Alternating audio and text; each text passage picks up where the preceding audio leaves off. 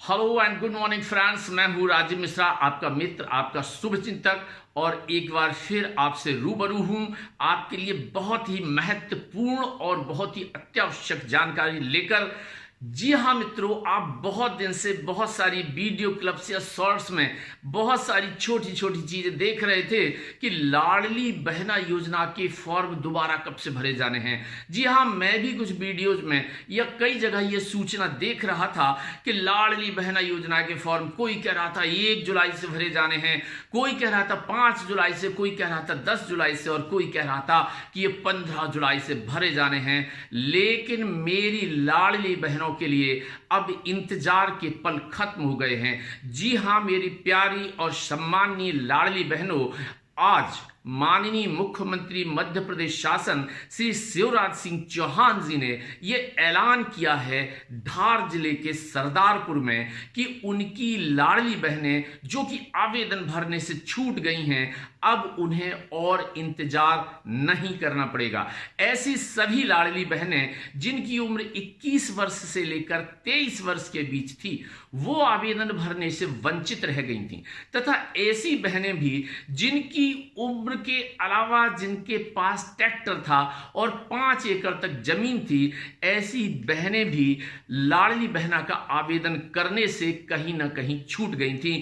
और ये महत्वपूर्ण बात हमारे प्रदेश के माननीय मुख्यमंत्री महोदय श्री शिवराज सिंह चौहान साहब बहुत अच्छे ढंग से जानते थे कि बहन तो बहन है, भले ही वो बड़ी बहन हो या छोटी बहन हो। अगर बड़ी बहन को 1000 रुपए महीने दिए जा रहे हैं तो छोटी बहन क्यों वंचित रहे इस सौगात से। और इसीलिए माननीय मुख्यमंत्री महोदय ने आज जब लाडली बहनों के लिए वो दूसरी किस्त जारी कर रहे थे, तब उन्होंने एक घोषणा की कि जो 21 से 23 वर्ष की लाडली बहनें रह गई हैं, लाडली बहना का आवेदन भरने से शेष रह गई हैं, और ऐसी बहनें जिनके घर पर ट्रैक्टर था वो भी आवेदन भरने से वंचित रह गई हैं, तो ये लाडली बहनें अब लाडली बहना योजना का अपना आवेदन 25 जुलाई से भर सकती हैं। जी हां, ऐसी छूटी हुई लाडली बहनों के लिए आवेदन भरने की नई तिथि, नई डेट, नई दिनांक है 25 जुलाई 2023। जी हां, 25 जुलाई 2023 से छूटी हुई लाडली बहनें भी लाडली बहना का आवेदन भर सकेंगी।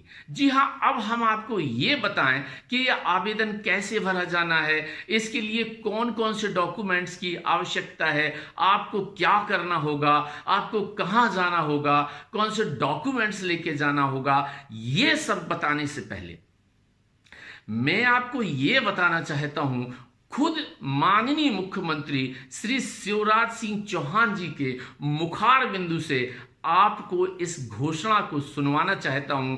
तो लीजिए सुनिए कि माननीय मुख्यमंत्री महोदय स्वयं अपनी लाडली बहनों के लिए क्या घोषणा कर रहे हैं। लीजिए सुनिए। और आज की तारीख गवाह होगी कि हम बहनों की जिंदगी बदलेंगे। आज सब बहनों के खाते में लाडली बहना की दूसरी किस्त आ गई। और एक बात और सुनना, 21 से लेकर 23 साल की बेटियां भी जो विवाहित है अब इस योजना में शामिल है। 25 तारीख से उनके आवेदन भरे जाएंगे, 25 जुलाई से। और वो किसान जिनके पास ट्रैक्टर थे, योजना से बाहर थे, लेकिन ऐसे 5 एकड़ तक के किसान के परिवार भी योजना के पात्र हो गए। 25 तारीख से उनके आवेदन भी भरे जाएंगे और अगले महीने फिर खाते में पैसा आएगा। तो बहनों, आपने सुना कि माननीय मुख्यमंत्री महोदय स्वयं ही ये कह रहे हैं कि बची हुई उनकी लाडली बहनें 25 जुलाई से लाडली बहना का आवेदन भर सकेंगी।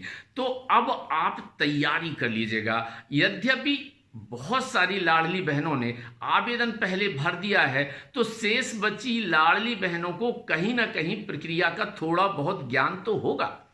लेकिन ये मेरा दायित्व है कि मैं अपनी लाडली बहनों को एक बार फिर से बता दूं कि उन्हें क्या क्या तैयारियां करनी हैं, उन्हें कौन कौन से दस्तावेज इकट्ठे करने हैं, कहां जाना है। जी हां मित्रों, आपको लाडली बहना का आवेदन भरने के लिए मुख्य रूप से केवल और केवल 3 दस्तावेजों की आवश्यकता होगी। जी हां, 3 दस्तावेज कौन कौन से होंगे?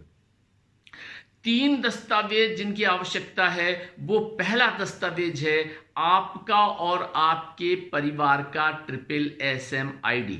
जी हां, आपका और आपके परिवार का SSSM ID ये पहला दस्तावेज है। दूसरा दस्तावेज है आपका आधार कार्ड, जिसमें आपका आधार नंबर लिखा हुआ है।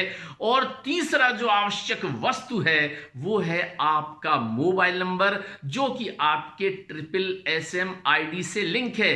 वो वाला मोबाइल नंबर जो आपके SSSM ID से जुड़ा हुआ है, लिंक है। ये 3 चीजों की आवश्यकता है जिन्हें लेकर आपको जाना है उस कैंप में या उस पंचायत भवन में या उस वार्ड के ऑफिस में, जहां पर पंचायत सचिव या वार्ड प्रभारी या ग्राम रोजगार सहायक या आंगनबाड़ी कार्यकर्ता बैठ के आपका आवेदन भरेगी। जी हां, आप ये तीनों दस्तावेज लीजिएगा, अपने SSSM ID लीजिएगा, अपना आधार कार्ड लीजिएगा और अपना मोबाइल नंबर हाथ में लीजिएगा। और ये तीनों दस्तावेज लेके आप ग्राम पंचायत में या कैंप में या वार्ड में या नगर निगम के कैंप में पहुंच जाइएगा। अगर आप ये 3 दस्तावेज या मोबाइल लेके नहीं जाते हैं तो मेरी प्यारी लाडली बहनों, आपका आवेदन नहीं भर पाएगा, आपका आवेदन ऑनलाइन भी नहीं हो पाएगा। इसलिए जब भी घर से निकलें, ये 3 दस्तावेज और मोबाइल नंबर लेकर या मोबाइल लेकर साथ में जाएं, क्योंकि ये मोबाइल ही है जिस पर एक OTP आने वाला है और उस OTP से ये सिद्ध होगा कि ये फॉर्म आपने ही भरा है। इसलिए मोबाइल जरूर लेके जाना है, SSSM ID जरूर लेके जाना है और आधार कार्ड जरूर लेके जाना है। ठीक है, आप ये सब लेकर पहुंच गए ग्राम पंचायत भवन में। ग्राम पंचायत भवन में आपको मुफ्त में एक आवेदन मिलेगा। ये ऑफलाइन आवेदन है जिसे आप भरें, या अगर आप नहीं भरना जानती हैं तो पंचायत सचिव या वार्ड प्रभारी भी इसे भर सकता है, भर देगा। लेकिन ऑफलाइन आवेदन भरना जितना महत्वपूर्ण है उससे ज्यादा महत्वपूर्ण है आवेदन को ऑनलाइन करना, क्योंकि जब तक आवेदन ऑनलाइन नहीं किया जाएगा मेरी प्यारी बहनों, तो आपका आवेदन ऑनलाइन नहीं किया जाता है तो आवेदन होगा ही नहीं। आवेदन को ऑनलाइन प्रक्रिया करते समय आपको जिन चीजों की जरूरत है वो तीनों चीजें हमने आपको बता दी। इसके अलावा अब आपका एक फोटो वहां पंचायत सचिव या वार्ड प्रभारी द्वारा लिया जाएगा। सीधा फोटो लिया जाएगा, वहीं खड़े होकर, कोई पुराना फोटो नहीं लगेगा, आपको कोई फोटो लेके नहीं जाना है। और फोटो लेंगे, उसके बाद सारी जानकारी भर देंगे, प्रमाणीकरण भर देंगे। उसके बाद आपके मोबाइल नंबर पर आएगा एक OTP। वह OTP आप संबंधित पंचायत सचिव को या वार्ड प्रभारी को देंगे और वह दर्ज करेगा आपके ऑनलाइन आवेदन में उस OTP को। उस OTP को दर्ज करने के बाद आपका आवेदन ऑनलाइन दर्ज हो जाएगा और आपको मिलेगा अपने आवेदन करने का आवेदन क्रमांक, ऑनलाइन आवेदन क्रमांक। ये आवेदन क्रमांक आपके मोबाइल नंबर पे भी आने वाला है, SMS से भी आने वाला है, और अगर WhatsApp नंबर आपका वही है तो WhatsApp पर भी ये आपका ऑनलाइन आवेदन क्रमांक आने वाला है। इसे संभाल कर रखिएगा। साथ ही ऑफलाइन फॉर्म की जो पावती है उस पर भी आपका ऑनलाइन आवेदन क्रमांक दर्ज होगा, उसे भी अपने साथ लेकर जाइएगा। इसमें कुछ सावधानियां बहनों और हैं, वो भी हम आपको बता दें। इसके लिए प्रत्येक लाडली बहन जो आवेदन भर रही है उसे अपना खुद का एक बैंक खाता उसका होना चाहिए, खुद का बैंक खाता होना चाहिए। संयुक्त बैंक खाता नहीं चलेगा, किसी के साथ अगर आपका बैंक खाता है तो वो नहीं चलेगा।